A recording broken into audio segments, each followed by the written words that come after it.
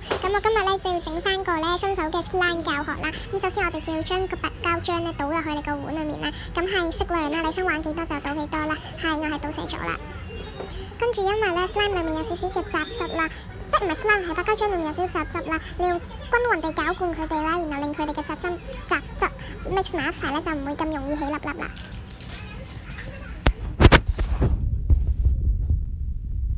然後再加入一啲剃鬚膏啦，咁係1:1嘅份量嘅，好明顯我應該就嚟用晒啦。咁係啦，1:1嘅份量嘅剃鬚膏啦，咁我都唔知我有冇1:1嘅，我感覺有啦。然後漫長地 mix， 跟住再加入啲水啦，我都唔知點解我啲水係藍色噶啦，然後就一樣咁攪拌佢哋啦。攪拌完之後咧，再落少啲甘油，令佢好拉啲同埋軟身啲嘅。咁我落咗3滴2滴左右啦，我覺得落1滴嘅先冇乜效果，所以我哋又落多啲啦。又要落一啲咧，你預先準備好嘅硼砂水，攪到佢起膠為止。我整到成手都係。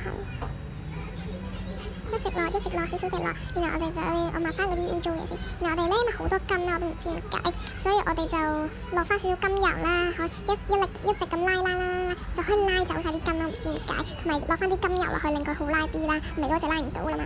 然後我哋去到最後都成功嘅，但有少黏。跟住我不知不覺咧，即係佢唔係起咗泡啊，係我之前都有嘅撈埋落去啦。咁本身係一個盒嘅，半盒嘅啱啱好咁。結果點你哋睇到最後啦，咁我一直喺度起個泡啦，跟住我有起咗好多泡嘅，但我冇放出嚟啦。